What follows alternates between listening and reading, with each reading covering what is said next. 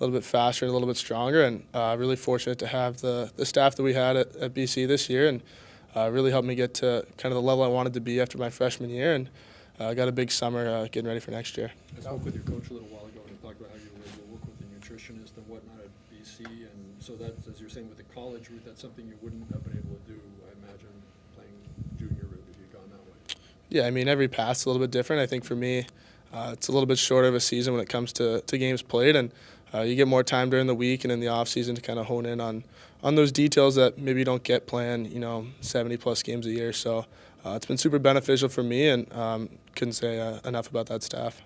Now that you have a little more hindsight, what can you take away from your run in the NCAA championship, even though it probably wasn't the ending you were looking for? Yeah, I mean, obviously not the way you want it to end, but it was a super special year. The group that we had was something I haven't been a part of too much other than in junior. So anytime you get to play for that many championships, it's a special season, and it hurts to come up a little short there, but it gives you a little more motivation going into next season to get back to that last game and to hopefully win it. What's it like to run into Sam Harris here? Is there some chirping going on? Yeah, I mean, I'm fortunate enough. I know Sam really well. He's a good friend of mine, and we weren't friends that night on the ice, but super happy for him to kind of live out that dream and kind of be back here at camp. Definitely some chirps thrown around about that game. Did you get to follow a little bit his progress during the season? Because he sort of took off in the second half, I believe, over there in Denver. Yeah, I mean, I got to see him. We got to play Denver really early in the year, so it was nice to kind of see him at that game and kind of see how his development was. And he's made some big strides since him and I played on the U.S. team at Cornwall a couple of years ago. So he keeps going in the right direction, and it's kind of fun to catch up with him here. Owen said he was still thinking about his win at the Memorial Cup. How long did it take you to get over the feelings of the loss at the Frozen Four?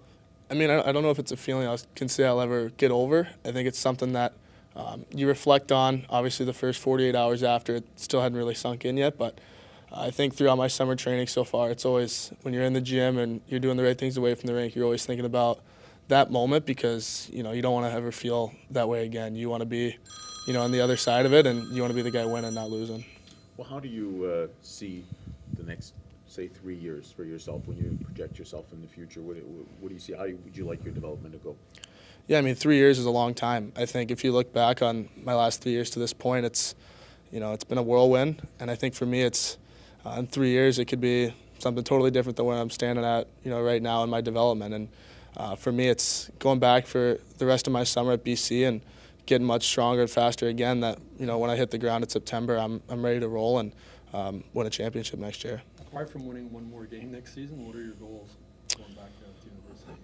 Yeah, I think this year was big for my development when it came to adjusting to the NCAA style. I think my game got a lot calmer this year if you kind of watch my progression, and I think churning towards the end of the season when it came time for the Hockey East Championship and the regional into the Frozen Four, I felt way more calm, way more comfortable.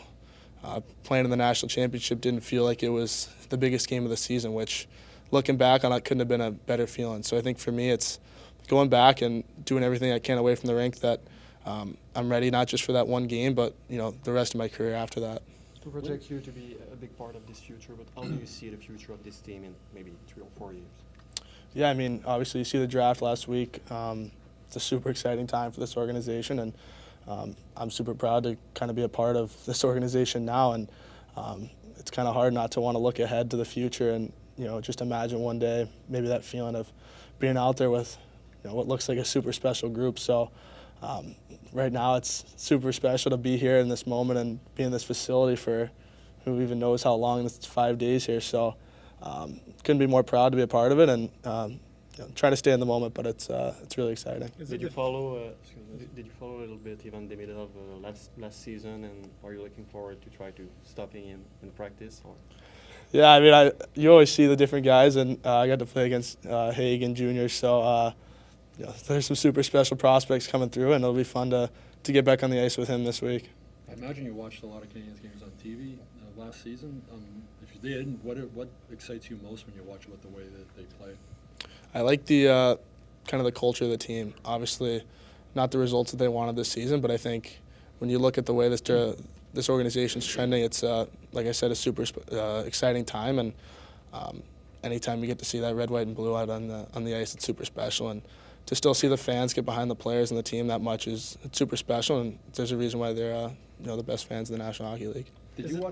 Is it difficult not to look too much at the depth chart and try to see where you are in the organization, try to see how old are the other goalies? And is it something hard, or you're not paying attention to this? Yeah, I mean, as a competitor and kind of as a prospect, you're always kind of looking at that stuff. But for me, it's just understanding that, in this business, there's a lot of moving parts, and it's really hard to want to look ahead because so much can change so fast. So for me, it's as much as I want to say I want to be here at this certain time, it's going back and putting in the work that I'm ready for that moment whenever that time comes. Caden Primo here turned pro after his second year of college. Is that something you plan on talking, or you've already talked about with him? Yeah, I mean, every player is different. I think whether I'm ready after 2, 3, or even 4, like there's no rush. I think for me, it's I'd rather be over ready than under ready. Just taking my time and understanding that there's a lot more that goes into it than just what goes out on the ice for that 60 minutes. So playing 40 games is a little bit different than 82. So just take what I learned from this season and apply it to next year, and hopefully sit in kind of a better spot after the season next year. When you got into a new team last year, you changed goalie coaches too. How do you approach your foundation as a goalie, what you believe to be your strengths, and also adjusting with the message and the advice from a different goalie coach from one team to another? Does it change a lot or influence your style, who you're working with? Yeah, I mean, I think anytime you get into a new team or new program, there's always going to be different pieces that go into it. I was super fortunate to have a great staff in Youngstown and a great goalie coach there, and they did a great job preparing me for that jump. And when I got to BC, I was really fortunate to go to a program where they put so many goalies into the NHL that came in on kind of a similar path. So for me, the staff and Coach Mike Harris especially have been unbelievable for me, understanding they're not there to change your game, they're here to development, and different parts of my game that kind of were lacking in a sense when it came to playing a more mature style. We had so much time during the week and the optional ice to work on that stuff, and I really felt once I came back from World Juniors being with that team that my game just reached another level with confidence. And I think coming back off that, it just kept propelling that, I feel really confident in where my game's at now and, kind of where I'm building. So what would you say has been maybe the most notable change in your game or adaptation or tweak in your game in the last year? Yeah, I think I always have prided myself on being a competitor, that no matter if I give up a bad goal or 2 bad goals, I was going to find a way to just make that last save and win a hockey game. And this year I thought going down the stretch, each game I felt I was giving up 1 goal that I felt like I shouldn't give up every night. And, you can kind of get away with that at the college level, but as you go up to the pros, it's different. The guys can shoot a lot better and hit those spots. So for me, it was, if I can eliminate those weak goals that go under or go through you, it's, there's not very many other places to score. So you just find that consistency and kind of build it, and it's kind of where I felt my game improved the most. Did you do your physical testing already this morning? Yeah, we just finished it. Did you notice a big difference from last year after what you went through this season at Boston College? And if so, maybe where was that? Yeah, I mean, I think my off-ice has definitely grown a bunch. It's hard to look at my results from last year versus this year. Obviously, last summer I had a high ankle sprain, so I couldn't do the testing. So the pull-ups, I think I did 3 or 4 more this year, so that was a big jump. But, yeah, I think being at BC, our strength coach is awesome, and this summer all my numbers in the gym have been going way up, and the weight and body fat's been going down. So that's kind of where you want to build and keep building to be a pro. Did you see the video that the Canadiens released of the pre-scout meeting before they drafted you, of the scouts debating about the goalies and who they should take? Yeah, I saw the video. One of the scouts said, "I just want the guy who wins." And they didn't say who it was, but obviously in hindsight it was you. How do you describe your ability, or to be described like that as a winner? You basically have won everywhere you've been, and came close last season also.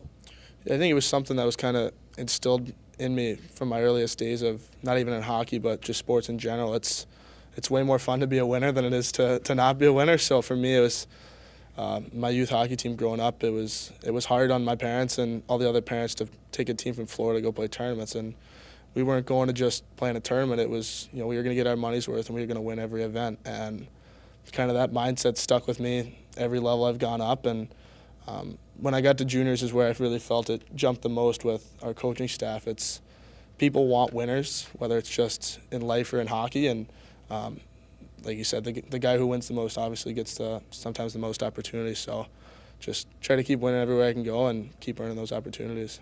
Were you given the option to not to come here and just stay home and train at home, or it was you pretty much had to show up here? I mean, I want to be here. I think last summer it was such a fast turnaround from Nashville to Montreal that I didn't get to kind of soak it in as much. Obviously, I've had, now it's just been a little over a year since the draft, and a lot's changed since then as well. So I was super excited to get back to Montreal. All year you don't really want to think about it, so it's nice to kind of get back into the summer training and to be a part of this. It's a really fun time. Did you spend all your summertime in the Boston area? Yeah, this summer it's nice for us that we get to, obviously with our school, we get to be in the gym 4 or 5 days a week and skating with a goalie coach and some skills guys up there as well. So the development I get up there is second to none and a little bit more than I'd get in Florida, so to say. So are you planning to go have some vacation time in Florida as well, or? Yeah, I mean, I got my time off 2 weeks after the season ended when I got back from school. So it's nice being in Boston. The summertime up there is nice as well. So been enjoying it. What do you think about Florida winning the Cup? Yeah, I mean, I wasn't the biggest Florida Panther fan growing up, but it's obviously really important to the state of Florida to grow the game. And I want to say the last 5 years or something crazy was a Florida team in the Cup final. So it's really exciting and probably the best thing that could happen for Florida hockey. Everybody knows that BC was a powerhouse in NCAA this year, but I wanted to have your take on how the fact that they were so good offensively impacted your own play. Did it make it? Was it a sort of team that was all out on the offense, but you felt as though you were still facing a lot of quality chances, or there was also very tight defensively and basically they made your job easier? I mean, that's kind of a tough question to answer. It was more of the group that we had. We all knew how special of a 26 guys that we had in that room were, and each guy had a role. And luckily for us, we had 5 to 7 guys who could put the puck in the net every single night. That they knew if they went out and did their job offensively. We had a really, really good decor in front of me that, with each of the 3 groups doing their job, we were a pretty hard team to beat this year, and really excited for what we have coming back next year as well. Just going back to that behind-the-scenes scout video for a second, what was your reaction the first time you saw it? Because I'm sure going to the draft, you must be wondering what they're saying about you behind closed doors or where you're going to go. So what was your reaction when you got a chance to actually see what they were saying about you? Yeah, I mean, it gave me goosebumps to kind of see that. You want to be a guy that somebody's fighting for, and I think I've worked my whole life to be that guy that somebody's sticking up for, because I have missed out on so much, whether it's USA Hockey stuff or different camps I didn't get invited to, and I never really got that chance. And to kind of see somebody going to putting their job on the line for me, so to say, it was, gave my parents, I think they were tearing up a little, but it was just super special to kind of see that. And when I was sitting there in Nashville to hear my name called by Montreal, you see my parents' faces going through it, and I think my dad was crying for about a few hours after, so super special. What are the expectations this season? At Boston College, you might be losing Will Smith, Cutter Gauthier. Are you feeling confident that you'll be able to go all the way again? Yeah, I mean, obviously, 2 of my best buddies, we're also unbelievable hockey players as well, so anytime you lose 2 guys like that, you're going to take a hit. But luckily for us and where we built this program over last year, we have another very good recruiting class coming in with the 5 guys coming in now, and we're returning our whole decor. So I think for us, the standard at BC is, win or bust. So I think for us, it's all year we're working for not just that one game, but to put ourselves in the best scenario we can for a chance to play in that game again. What sort of player is Higgins? Higgins is, he's a great kid, first of all. I've known him for the last 2 or 3 years and got closer with him. I was just with him at orientation a couple of weeks ago, and he came into BC, and he's ecstatic. So to see a kid with that much enthusiasm who wants to be at BC and wants to play in that game because he wasn't able to be a part of it last year, it's it's exciting to see the freshmen that want to come in and contribute so much. So his talent kind of speaks for itself, and it'll be a fun season next year. Merci, Jacob. Merci. Thank you. Thank you.